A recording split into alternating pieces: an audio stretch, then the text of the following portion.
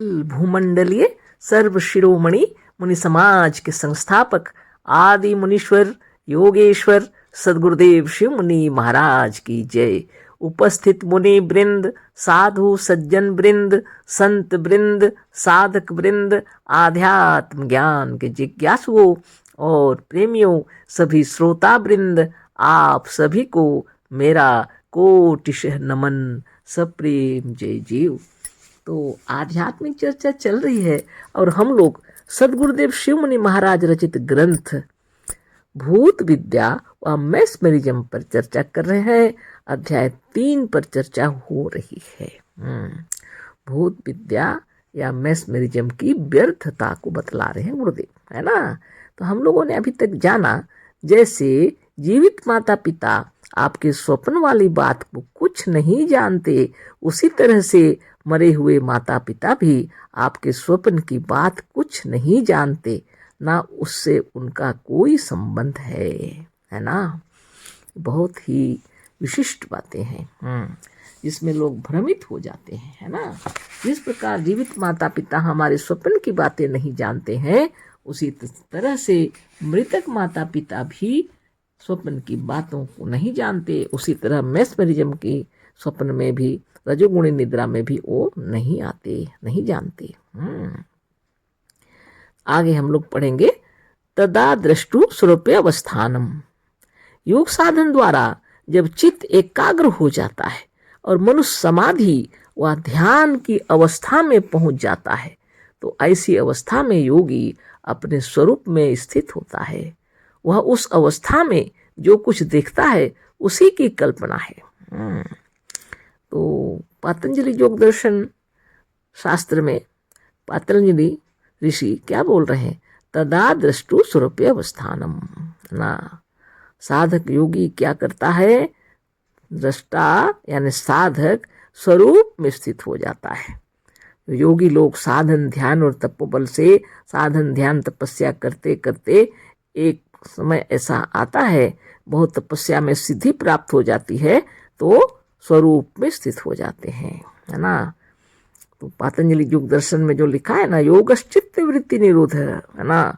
सबसे पहले लिखा है अर्थ योगानुशासनम, उसके बाद लिखा है, उसके विषय में भी चर्चा नहीं करें, तो बता रहे हैं ना। अर्थ योगानुशासनम मतलब अब मैं योग की चर्चा कर रहा हूँ, अनुशासन मतलब जिसको मैंने सुना हुआ है, जानता हूँ, सुन करके उसे बता रहा हूँ। अर्थ योगानुशासनम, अनुमन पीछे और शासन बता रहा हूँ, जिसको मैंने सुना हुआ है किसी गुरु के मुख से, वो बता रहा हूँ, है ना। और क्या लिखते हैं, योगश्चित्त वृत्ति निरोध। योग क्या है, चित्त की वृत्तियों को रोकना है। उसका तरीका करते करते करते करते क्या होगा, तदा दृष्टु स्वरूपे अवस्थानम। उसका अभ्यास करने वाला साधक योगी एक समय ऐसा आएगा जब वह अपने स्वरूप में स्थित हो जाएगा, है ना। तदा दृष्टु स्वरूपे अवस्थानम, तब दृष्टा साधक योगी अपने स्वयं में डूब जाता है और अपने स्वरूप को जान लेता है ना। स्वरूपे अवस्थान, अपने स्वरूप में स्थित हो जाता है। इसी के विषय में गुरुदेव यहाँ संक्षिप्त में लिखे हैं, योग साधन द्वारा जब चित्त एकाग्र हो जाता है और मनुष्य समाधि व ध्यान की अवस्था में पहुंच जाता है, तो ऐसी अवस्था में योगी अपने स्वरूप में स्थित होता है। आपका स्वरूप क्या है, आप अजर अमर अविनाशी हैं, है ना। पर ब्रह्म परमात्मा है ना। सकल सृष्टि आपसे ही बनी हुई है। आप वही भगवान साक्षात ईश्वर परमेश्वर हैं, वही आपका वास्तविक रूप है ना। उसमें आप पहुंच जाते हैं जब, तो सभी समाधान हो जाता है। ठीक है, इनको आगे पढ़ते हैं। वह उस अवस्था में जो कुछ देखता है उसी की कल्पना है। समाधि की अवस्था में जो कुछ देखता है वह उसी की कल्पना है।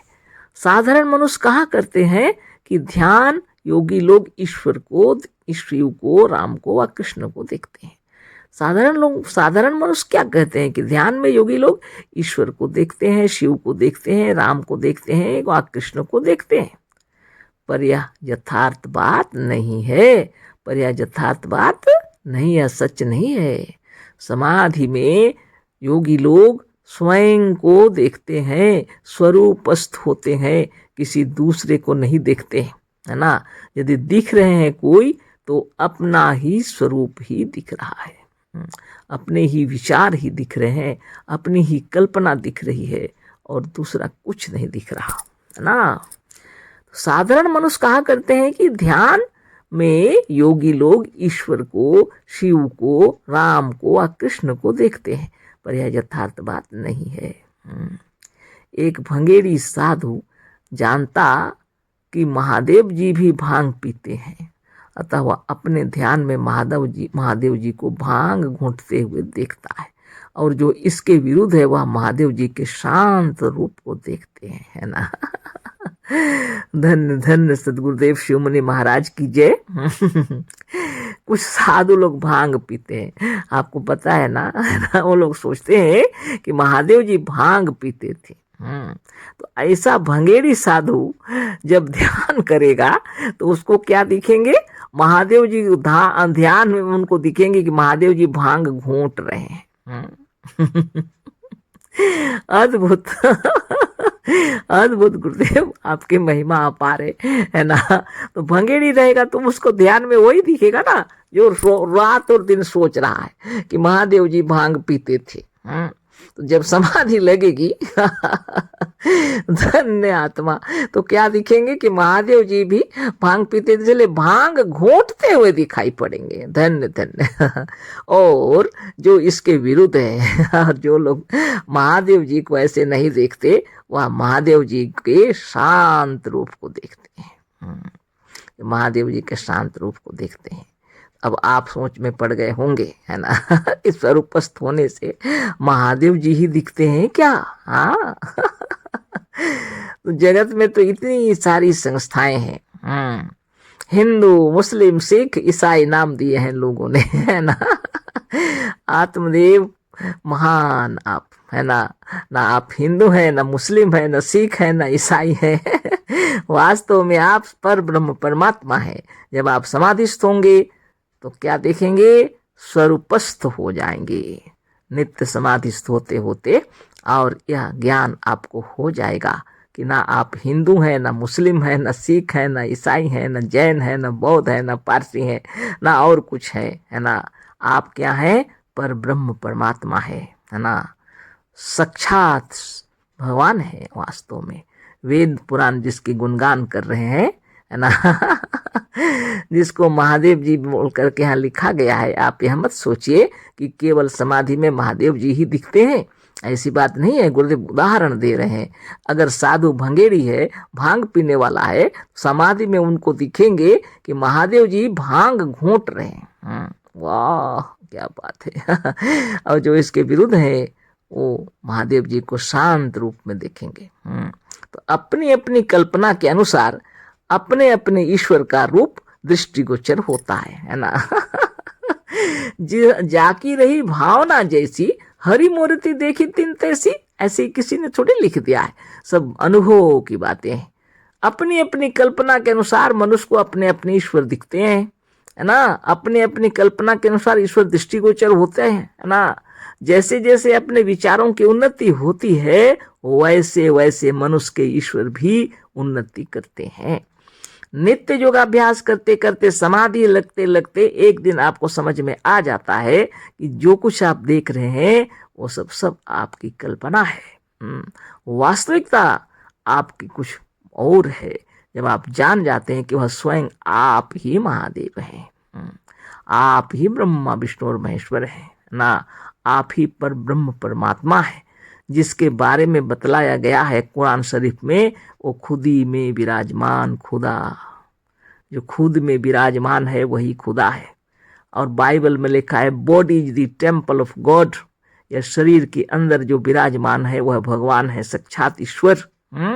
और शरीरम शिव मंदिरम, शरीर शिव के मंदिर है।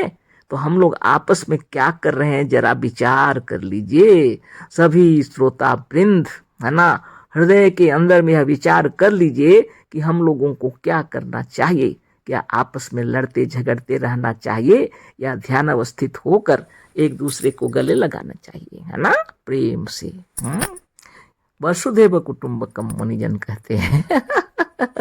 सारी वसुधा ही हमारे लिए परिवार की तरह है ना।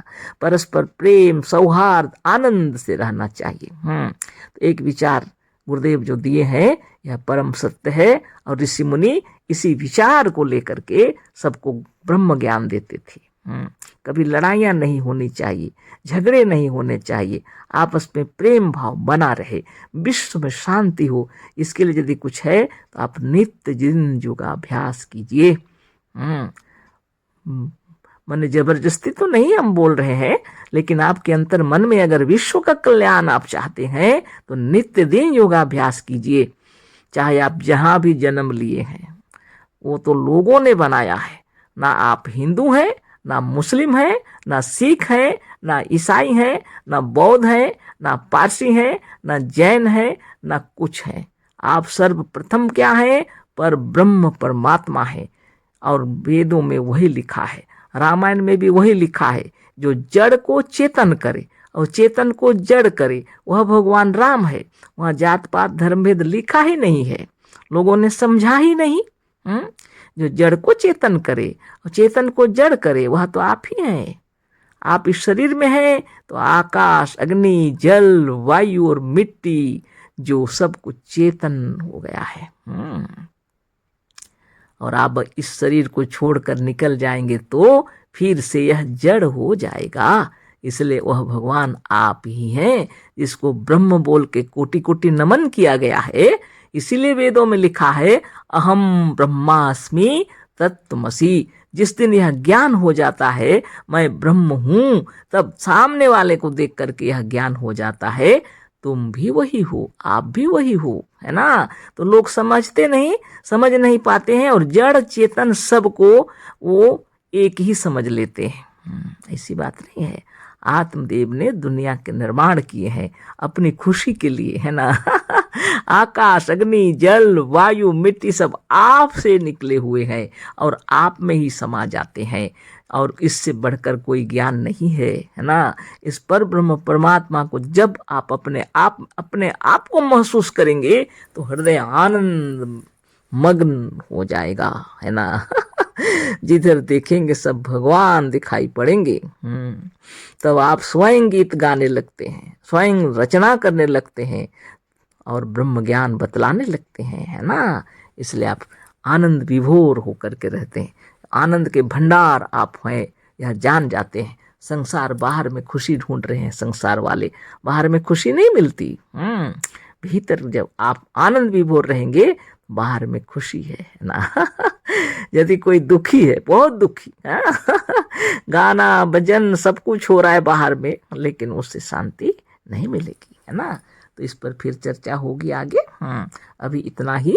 अशेष धन्यवाद। कोटिशः नमन। सप्रेम जय जीव। सदगुरुदेव शिव मुनि महाराज की जय।